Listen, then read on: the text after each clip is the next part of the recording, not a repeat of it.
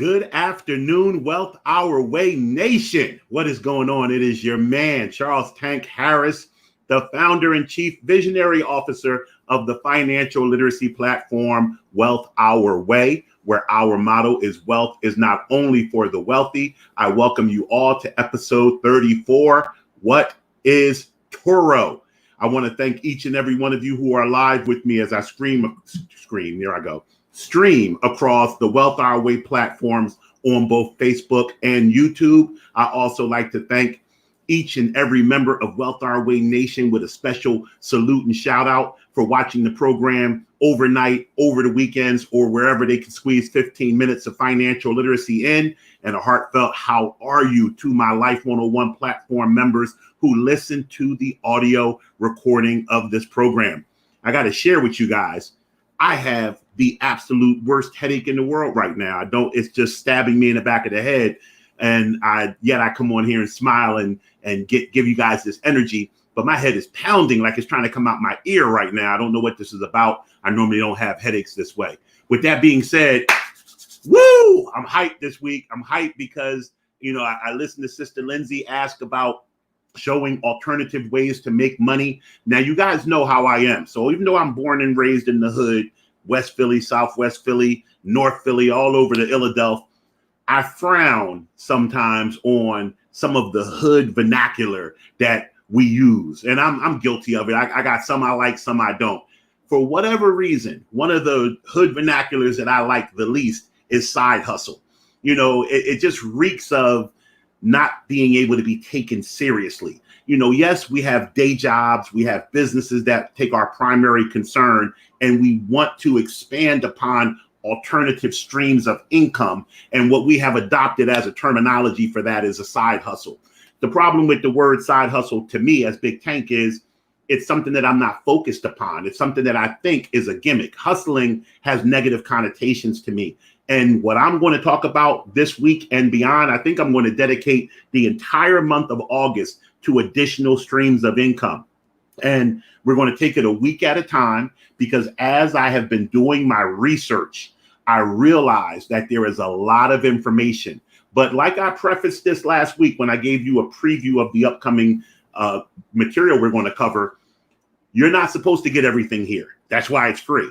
I'm going to point you in the direction of where to get better, more deeper, involved resources from. But I am going to touch on a lot on these various topics. And this week is going to be Turo. So I got to tell you a little story. Fortunately for me, I have 6 children, 5 daughters and a son. My daughters range in age from 17 to 28. And then my son is 13. This is where I keep hip to the streets. This is where I get a lot of information about what is going on. You have to realize that as you get older, whether you're 51 like me or 60 or even in your 40s, we get set in our ways. And sometimes being set in our ways is a bad thing. Sometimes we're not open to change. There are things that are going on that some of us will be like, I would never do that. My daughter, for instance, and I think I've told you guys this on a previous program, my daughter owns a home, a 6-bedroom home, and she has 5 roommates. She has rented out 5 of her 6 rooms, and she doesn't pay her own mortgage. Her roommates, tenants, pay her mortgage. I've had a lot of people say, I would never do that. Me personally, I would never do that. But it's a way for her to build wealth. She's owning a home that she's not paying for and is taking money that she would normally dedicate to housing expenses and investing it elsewhere. That's what younger people are into. Her explanation to me is, Dad, I've been living with roommates for the last 9 years, from college to grad school to when I first got my job in New York and it was too expensive to live on my own. This is no different to me, except for now I'm the landlord. With that being said, we have things like Airbnb that have been invented, and little hint, yes, Airbnb information is coming in August. We have things like, you ever see when you're riding down the street, I don't know in other cities, but I've seen it in Philly and in DC, where scooters are just left in the middle of the street because apparently someone has rented a scooter. It runs out of gas or electricity or whatever it's running on, and the cats just leave it because the scooter cleaning up service will come get it later on. That's crazy to me. I would have never thought that was a thing when I was younger. And now what I've come to learn about is car sharing services. So a quick little story as I get into Turo. My youngest sister bought a new car early last month. Shout out to my sister Porsche. And she wanted to get rid of her car. So she was putting it on autotrader.com and other things for a below market rate. The same older daughter of mine that rents her house out, she's a hustler. When she saw her aunt was selling her car at below market rates, she wanted to buy it and flip it, so to speak, because she's always trying to make money. She's like her pop. So she buys the car and she says to me, Daddy, I can post it on Turo. I'm like, what the hell is Turo, Bria? She said, Turo is a car sharing / renting service where you can rent cars out by the hour, by the day, by the week. And I can make a bunch of money, renting out Auntie Portia's car. And I thought it was the craziest thing in the world because once again, this is where we talk about being set in our ways. I am not renting a car that's got 80,000 miles on it. I'm not renting a hoopty. That's what we call them in the hood. I'm not renting a hoopty. I want to go rent a brand new car and drive it around for a couple of days and give it back. That's not the same mentality of these younger new wave cats. Cats are looking at doing things that are more convenient than anything else. And this is why people don't buy houses as much as they used to. This is why people don't buy cars as much as they used to. I did an assessment of my own personal finances. I have a F-150, 2019. My car note, I don't mind sharing with you guys, my car note is $736 a month. I was looking at my auto insurance. Me and Mama's auto insurance is $400 and some odd dollars a month.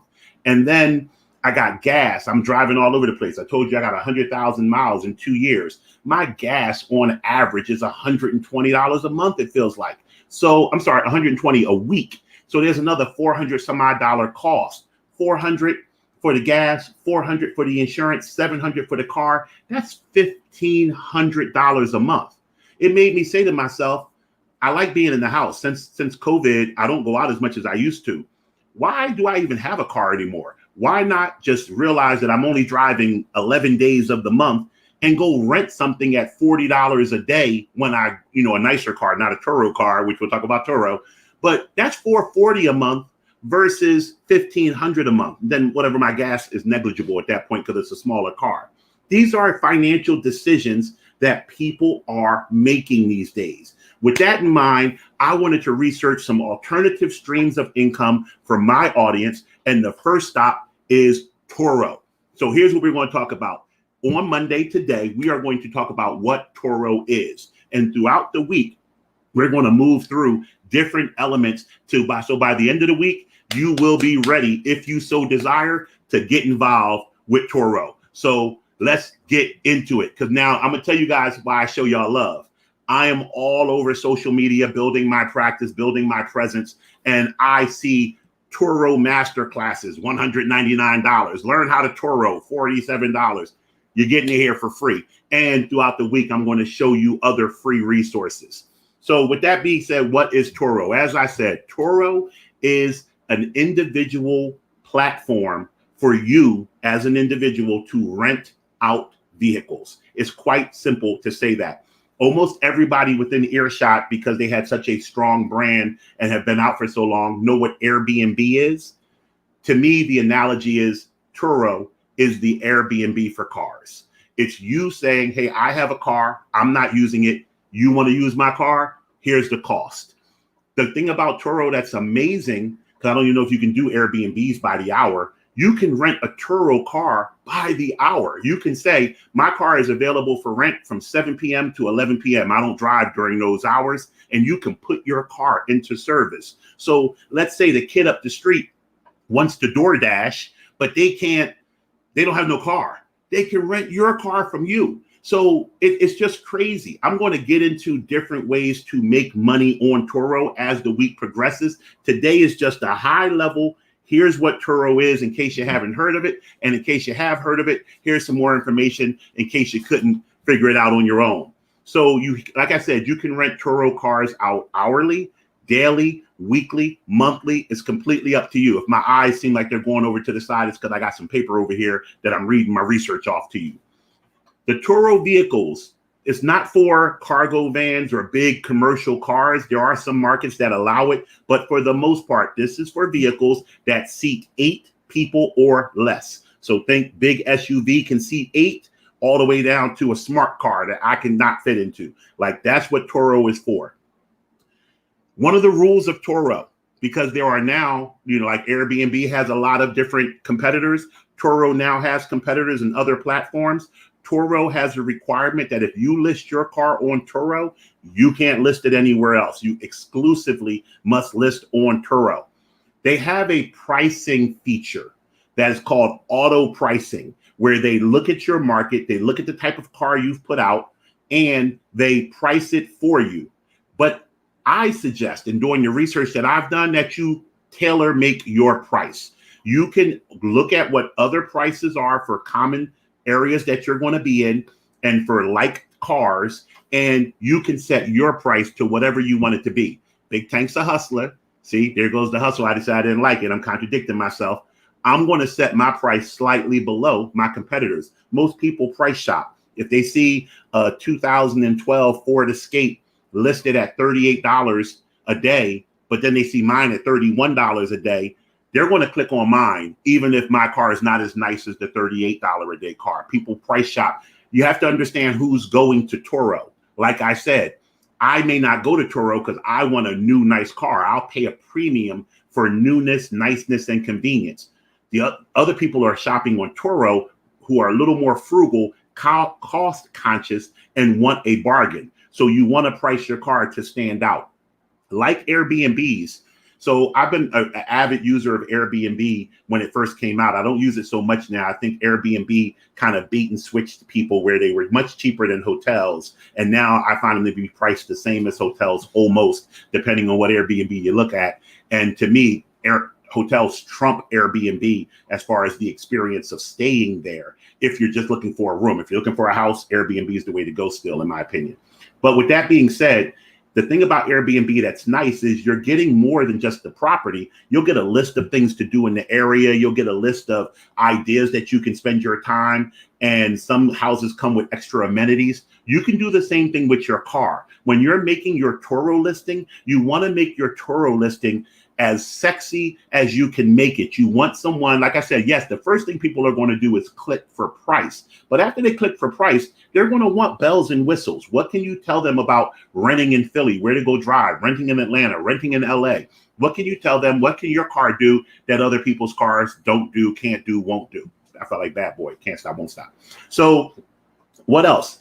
There's a book instantly feature that kind of usurps the longer process of renting a Turo car. The Turo company itself will still screen the people. They can't just go in and get your car, but the process is quicker, which would make your car more attractive if it's on a book instantly program. So here's the last thing I want to cover with the last 2 minutes, because this was the big hurdle for me to say I wouldn't do Turo because I'm a cautious person in certain areas. What happens if somebody messes up my car? What's up with insurance? And we're probably going to spend more time talking about this later in the week. Turo offers protection plans. They offer a 60, 75, 80, 85, and 90 plan. The number associated with the plan is the percentage of the fee for the car that you get to keep as the host. So I put my car on Turo, I'm a host. If I pick the host 60 protection plan, I get 60% of the rental cost. If I pick the host 90 plan, I get 90% of the rental. 90 is more, of course. I want more money in my pocket. But the 90 plan, of course, does not cover as much as the 60 plan covers. So you have to look at what level of risk you're willing to assume. I'm going to do a quick math problem for you. If I'm renting out my Turo car, I bought a car solely for Turo. I rent it out for the year. There's 365 days in the year. And I put my car up for $30.